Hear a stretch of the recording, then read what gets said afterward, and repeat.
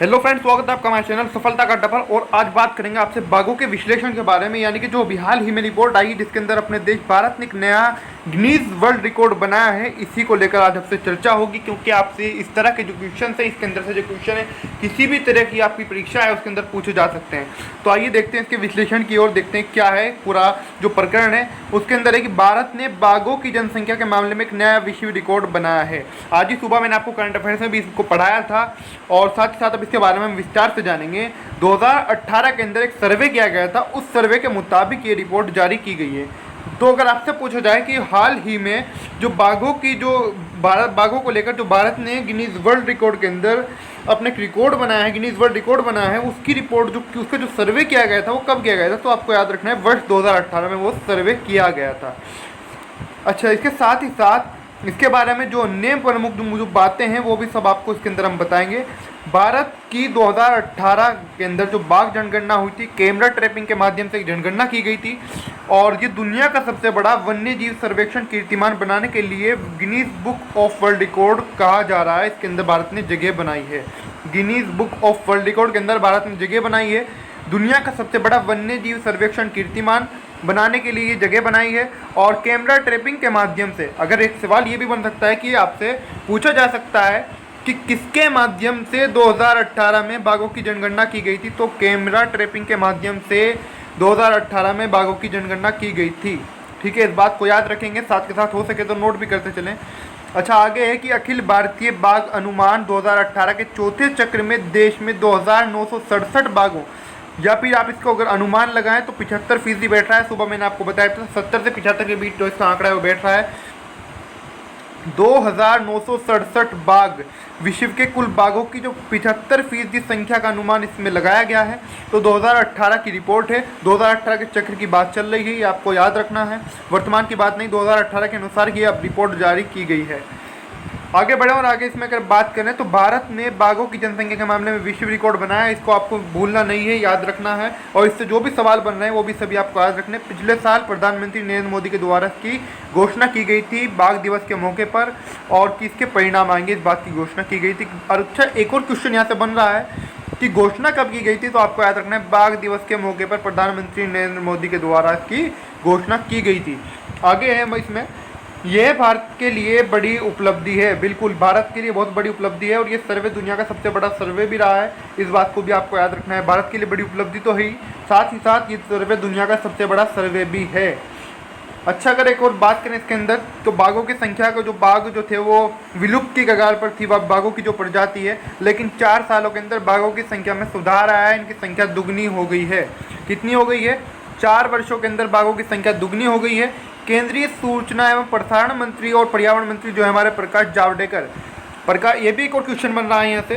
प्रकाश जावड़ेकर कौन है? केंद्रीय सूचना एवं प्रसारण और पर्यावरण मंत्री हैं प्रकाश जावड़ेकर, इसको आपको याद रखना है। तो इन्होंने बताया है कि 4 सालों में बाघों की संख्या दुगनी हो गई है। कितनी हो गई है? 4 सालों में बाघों की संख्या दुगनी हुई है। मैंने आपको ये बताया है कि जो बाघों की प्रजाति है वो विलुप्ति के कगार पर थी, बहुत ज़्यादा चिंता का विषय बनता जा रहा था, लेकिन अब अच्छी खबर आई है कि 4 सालों में बाघों की संख्या दुगनी हो गई है।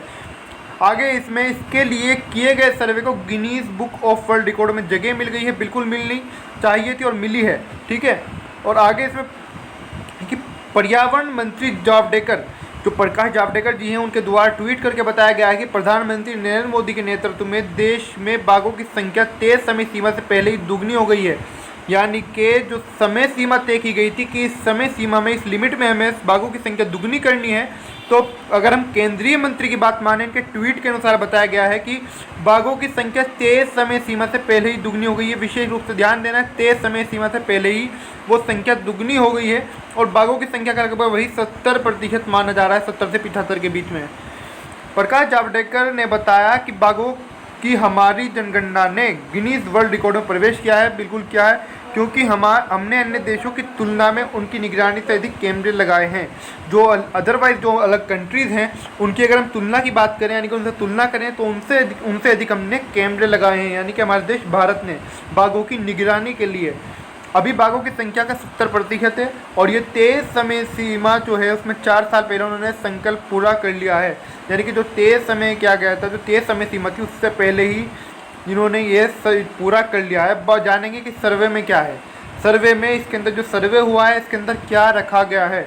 सर्वे की बात करें तो देश में साल 2018 में किए गए बाघों के इस विशाल सर्वे, ये भी याद रखें एक बड़ा सर्वे है, को गिनीज बुक ऑफ वर्ल्ड में रिकॉर्ड में जगह तो मिल ही चुकी है। सर्वे के अनुसार बाघों के सर्वे के लिए देश में 26,760 स्थानों पर 129 अध्ययन किए गए हैं। यहाँ से वेरी इंपॉर्टेंट क्वेश्चन, बाघों के सर्वे के लिए देश में कितने स्थानों पर कितने अध्ययन किए गए, तो 26,760 स्थानों पर 139 अध्ययन किए गए।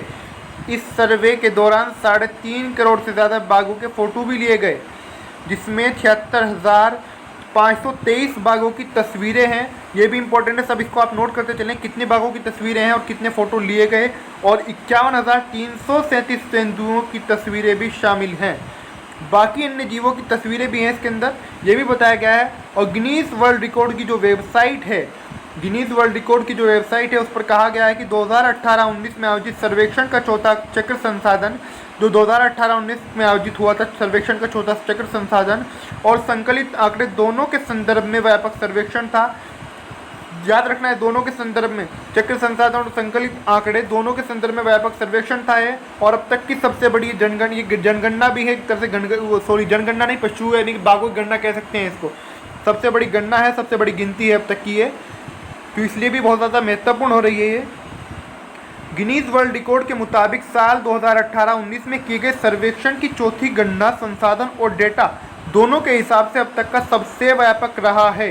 ये भी आपको याद रखना है, जो गणना संसाधन और डेटा दोनों के हिसाब से अब तक का सबसे व्यापक रहा है। मैंने पहले भी आपको भी व्यापक के बारे में बताया है।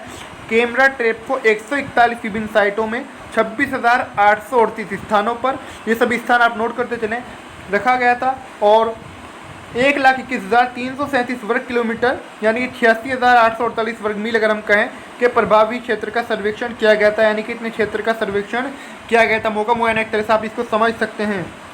सर्वे भी आपको याद रखना है, सर्वे के वर्ष के अंदर आपको उलझाया जा सकता है, तो सर्वे 2018 में किया गया था जिसका परिणाम अब आया है, ठीक है। और प्रधानमंत्री नरेंद्र मोदी ने पिछले वर्ष घोषणा की थी बाघ दिवस के मौके पर, जिसका परिणाम आएगा, ठीक है, ये भी आपको याद रखना है। आपको बताते चलें कि सर्वे साल 2018 में किया गया था और पिछले साल जारी किया गया था, जबकि विश्व रिकॉर्ड की घोषणा अब की गई है। परिणाम आ चुके थे, यानी कि विश्व रिकॉर्ड की घोषणा अब की गई है, ये भी आपको याद रखना है, महत्वपूर्ण पहलू है।